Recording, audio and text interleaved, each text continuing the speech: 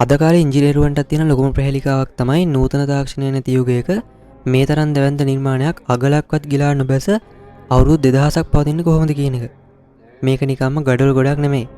මේක පෘථිවියේ ගුරුත්වාකර්ෂණය පවා පරාජය කරපු හෙළයාගේ අසමසම විද්‍යාවක්. හිතන්නට උන් ලක්ෂ ගණනක් බරක් දරා ගන්න නම් ඒකේ පාදම මොන වගේ ශක්තිමත් වෙන්න ඕනේද?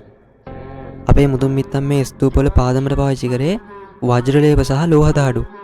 ඒක කොච්චර දියුණුද කියනවා නම් අද කාලේ තට්ටු 100 ගණන් උස ගොඩනැගිලි වලට දාන රාෆ්ට් ෆවුන්ඩේෂන් එකටත් වඩා ඒ තාක්ෂණය ගොඩක් ප්‍රබලයි.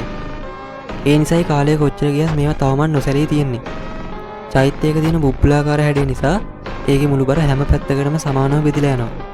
ඒ වගේම තමයි මුදුනේ තියෙන කොත් කරල්ල. ඒක නිකම්ම සැරසිල්ලක් නෙමෙයි. ඒක එදා ලෝකයේ දැකපු ප්‍රබලතම අකුණු සන්නයක පද්ධතියක් වෙනවා. අහසින් වඩන මහා විදුලි සැරයක් පවා මේ නිර්මාණය හරහා ආරක්ෂිතව පොළොවට මුදා හැරීමේ තාක්ෂණය එදා වුන් සතුව තිබ්බා. අපි අද ලෝකයෙන් විද්‍යාව ඉල්ලනවා. හැබැයි ලෝකයේ පුදුම කරන විද්‍යාව අපේ දෙපායට තියෙනවා. ඉතින් ඔබේ උරුමය ගැන තර්ක කරන්න කලින් මේ මහා ස්තූප දෙස එකපාරක් හොදින් බලන්න. අපේ හෙළයා කියන්නේ ඇත්තටම කවුද කියලා එතකොට ඔයාලට තේරෙයි.